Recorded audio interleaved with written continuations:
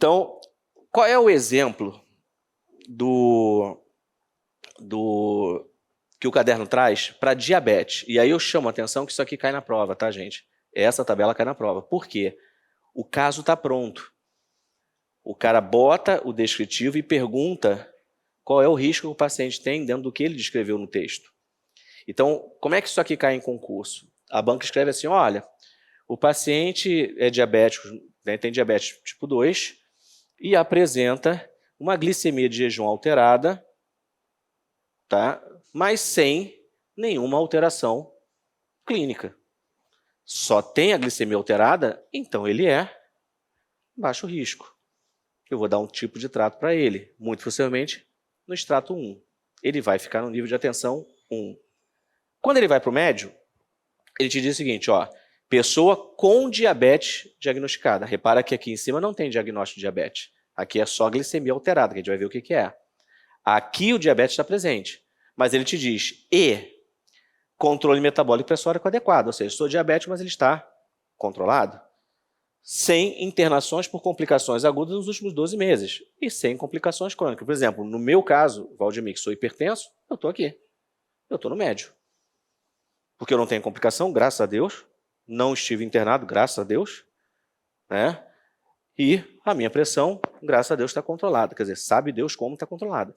Então, porque enfermeiro com hipertenso com pressão controlada é quase um milagre. Né? Então, olha aqui. Controle metabólico pressórico adequado. Ok, pessoal? Deu para entender o médio diferenciado? Porque é bom diferenciar para vocês entenderem como isso aparece na prova. Como ele conta uma história, tem que estar atento ao detalhe da história. Né? Eu vou mostrar para vocês, e nos exercícios, né, a apostila de vocês só tem questão VUNESP. Tá? Só questão da banca, nenhuma outra questão. É só VUNESP. Até porque são casos clínicos longos, né, que você olha e fala assim, caramba, exercício pra caramba. Não, é caso clínico gigantesco, ele conta uma história. E aí, na história, ele te dá todos os dados que você precisa para responder o que ele vai te perguntar. Então, tem que ter atenção. E eu vou sinalizando isso durante a aula. Aí, olha o alto risco. E presta atenção no alto risco, porque o alto risco vai confundir com o muito alto. Oi? Tem o alto e tem o muito alto. Então, presta atenção na diferença. Alto risco. Pessoa com diabetes diagnosticado e sem o controle, né, da doença, ou metabólico ou pressórico. Então, já fez diferença com o médio. Tá? Ou controle metabólico pressórico adequados, ou seja, ele tem o controle metabólico, está adequado, mas com internações por complicações agudas nos últimos 12 meses ou complicações crônicas. E embora esteja controlado, ele fez a complicação. Deu para entender como diferencia para o médio, gente? O médio tem a doença, mas está controlado e não tem complicação e nem internação. O alto tem a doença, pode não estar controlada ou pode estar controlada, mas ele fez internação por complicação aguda ou tem uma complicação crônica. Deu para entender isso? Agora vamos tentar identificar a diferença para o muito alto.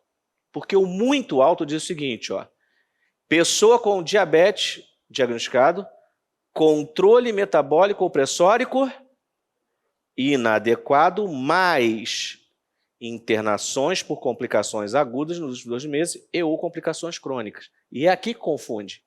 Então eu vou voltar o slide para a gente ler de novo o alto. Olha como é que o alto faz.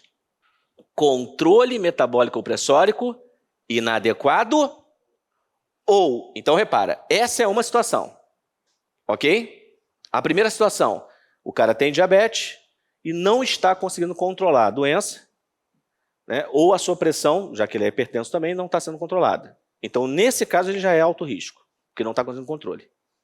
Fechamos? Ou, segunda situação, o controle metabólico e pressórico estão adequados, mas ele tem história de internação por complicação aguda nos últimos 12 meses ou complicações crônicas. Olha como é que o texto muda para o alto risco. Controle metabólico pressórico inadequado, com internações referentes a isso. No anterior, ele colocou controle metabólico ou pressórico inadequados, Aí é alto. Ou está adequado, porém ele internou. Agora não. Agora é inadequado e ele internou. Por conta disso. Aí ele é muito alto. Deu para entender a diferença? É porque os textos são parecidos. E na hora que vocês começam a ler, vai pintar dúvida. É uma pergunta que todo ano eu recebo aos montes. Valdemir, não entendi a diferença entre o alto e o muito alto. Aí eu tenho que chamar a atenção do ou, porque o ou faz a diferença, né? O Jean vai explicar isso muito bem para vocês aí, né, ao longo do curso, né, o papel do ou. Né? Nesse caso, né, são duas situações. E ali ele associa no alto risco a situação do controle metabólico e pressórico adequados com internação. E agora aqui é inadequado com internações. Ou seja, a internação é decorrente desse controle que não está conseguindo. Por isso ele é muito alto. Foi, pessoal? E agora o alvo de vocês, a gestão de caso. Como é que eu faço gestão de caso no diabetes? Tá? Pessoa com diabetes diagnosticada e controle metabólico e pressórico inadequado, mesmo com boa adesão ao plano de cuidados. Ou seja, ele está seguindo e não consegue controlar. Aí já começa a ter gestão de caso, porque eu tenho que chegar perto do paciente e entender por que eu não estou conseguindo controlar isso. Aí ele bota aqui, ó, múltiplas internações por complicações agudas nos últimos 12 meses. Síndrome arterial aguda há menos de 12 meses. Aí ele começa a listar o quê? As complicações mais graves. Né? Aí ele bota aqui, ó, acidente vascular encefálico, ataque de isquemia transitório, IAM, angina, só desgraça. Né?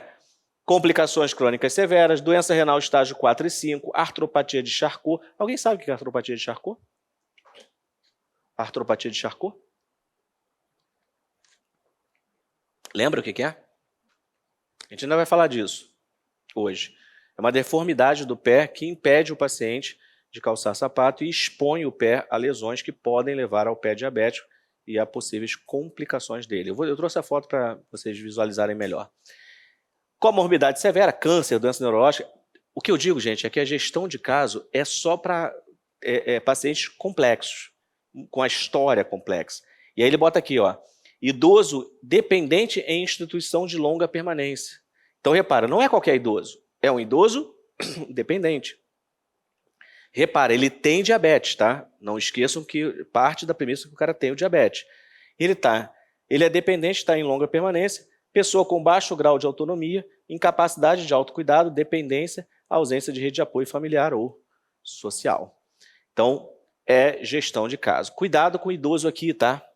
A VUNESP, vez por outra, coloca a questão de idoso dependente em relação a perguntar esse tipo de condutas que o enfermeiro tem que adotar. Porque quem define isso aqui muitas vezes é o enfermeiro. Ele propõe e a equipe valida ou não, mas a proposta inicial sempre vai ser do enfermeiro. Ó, vamos fazer gestão de caso com esse paciente. Gente, deu para entender as diferenças no exemplo que ele traz? Porque isso aqui é uma tabela que ele trouxe os exemplos para o diabetes. E como a VUNESP gosta de diabetes, sempre cai na prova, isso aqui tem que ser visto. Tá? Bom, o caderno de atenção, base 35, passa por várias situações de fatores de risco. Fala de alimentação, ele fala de tabagismo, consumo de álcool, ele fala de exercício físico, mas são coisas que a gente vai ver também mais na segunda aula de clínica médica. Então aqui eu vou focar na parte nutricional, na fórmula do IMC, e aí eu chamo a atenção que a VUNESP, vez por outra, repete a dose nas questões. Então, caiu ano passado, não vou estudar porque esse ano não vai cair. Cai. E como é que a VUNESP faz? É uma das poucas bancas que cobra de vocês calcular o IMC. Então, ele te dá os dados que você precisa. O enfermeiro deu entrada na unidade de saúde, não sei o quê, e tem a altura tanto e pesa tanto. E aí, na prova de 2 anos atrás, eles deram o caso clínico, está na apostila de vocês para depois vocês fazerem. E ele cobrou o cálculo do IMC e cobrou a classificação desse IMC daquele caso que ele estava apresentando. Então, gente, isso faz a diferença, porque não é uma pergunta difícil, mas derruba muita gente, porque o cara não lembra da fórmula do IMC, né, e às vezes não lembra da classificação. Então é só lembrar assim, IMC, né, peso dividido por altura ao quadrado.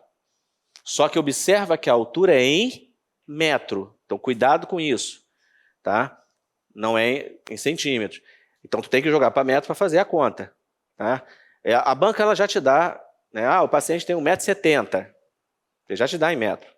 E já te dá o peso, 30, né, 50 quilos, 60 quilos, 70 quilos. Aí ela fala, o IMC desse paciente nesse caso ele fez 3 perguntas. Né? Ele perguntava o IMC, ele perguntava a classificação e a orientação que teria que ser dado para aquele paciente. Né?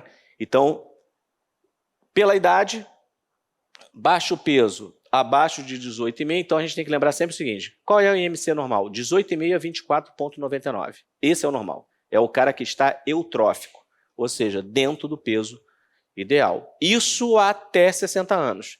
A partir de 60 anos muda a faixa.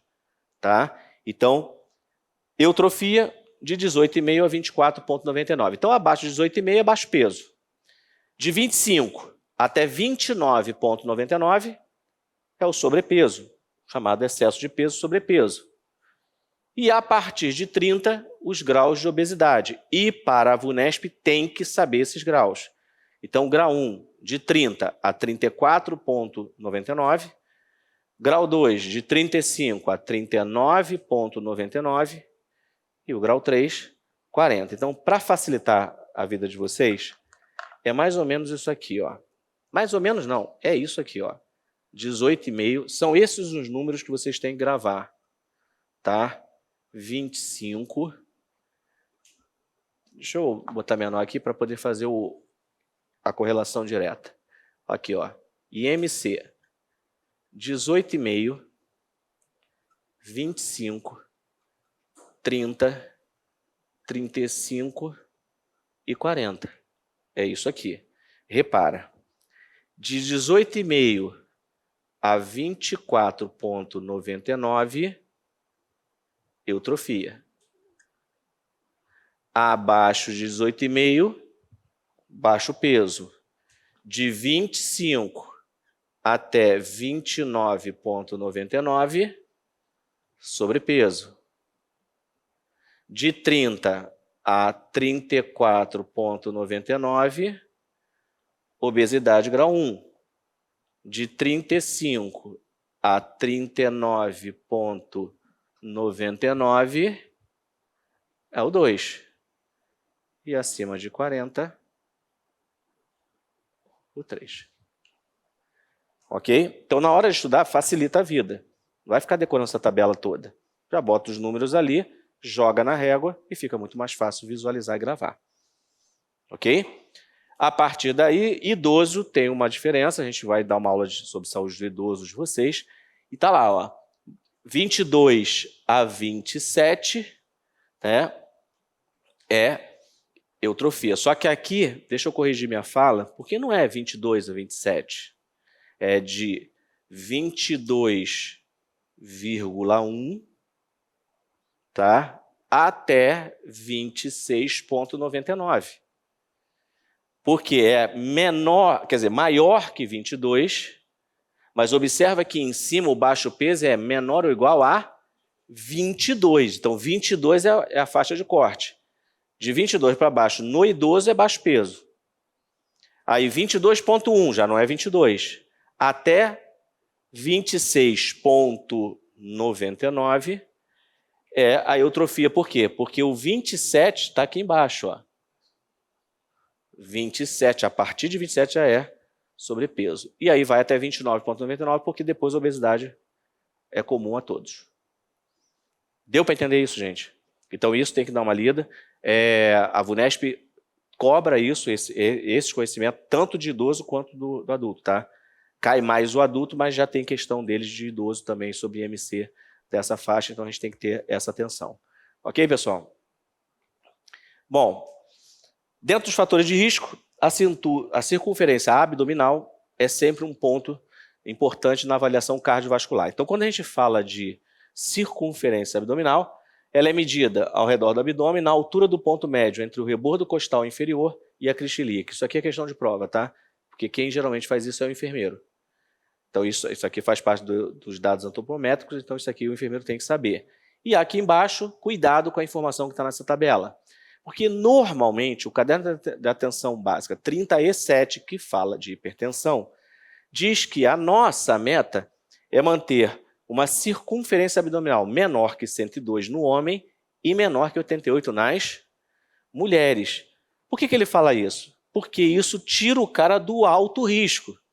Mas observa que no caderno 35 ele te diz o seguinte, ó, só presta atenção, porque o risco cardiovascular já existe quando você tem uma circunferência abdominal no homem de 94 e na mulher a partir de 80. Então, na verdade, gente, a nossa meta é o quê? Uma circunferência abdominal menor que 94 nos homens e menor que 80 nas mulheres.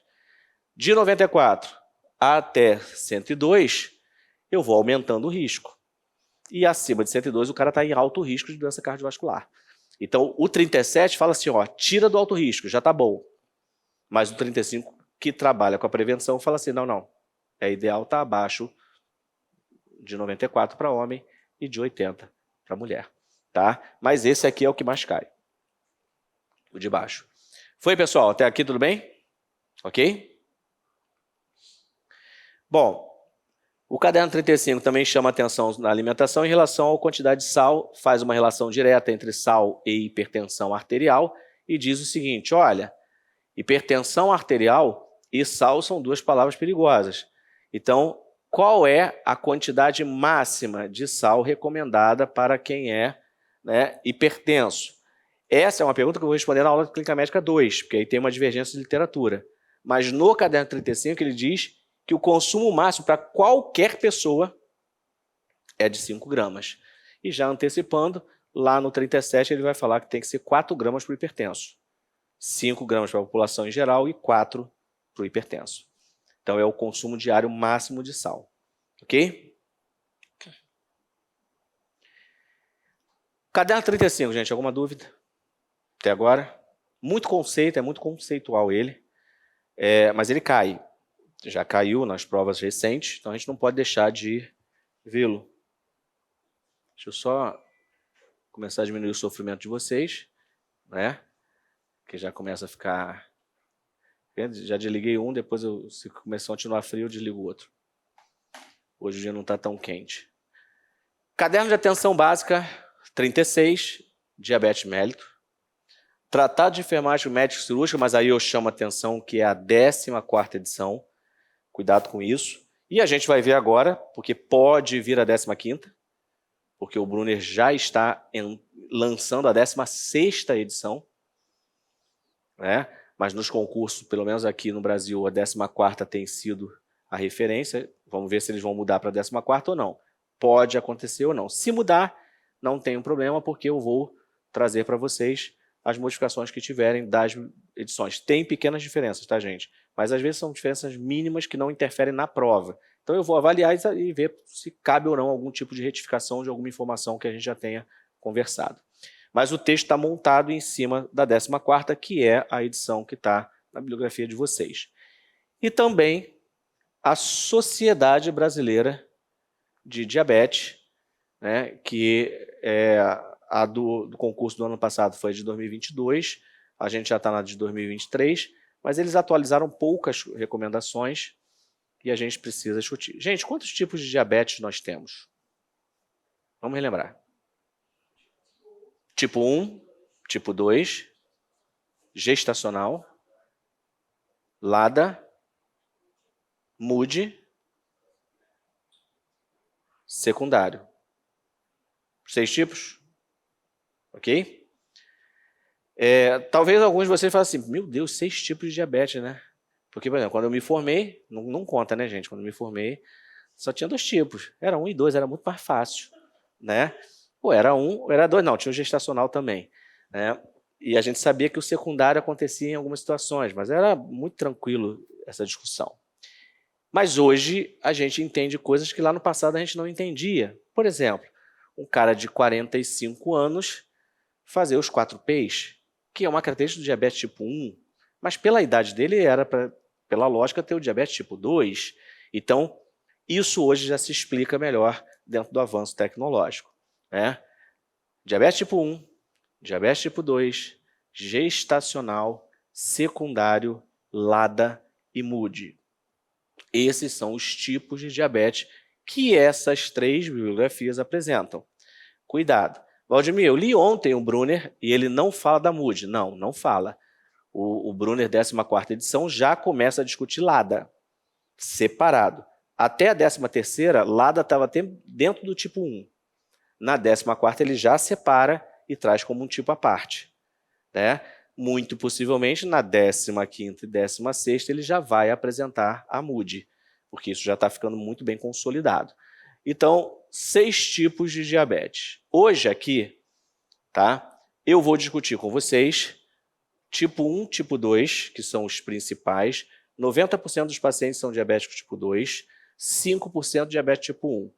O que sobra são os outros tipos. Então, LADA e MUD ainda hoje tem um percentual muito pequeno de pacientes. Tá? Então, vamos entender que diabetes são esses.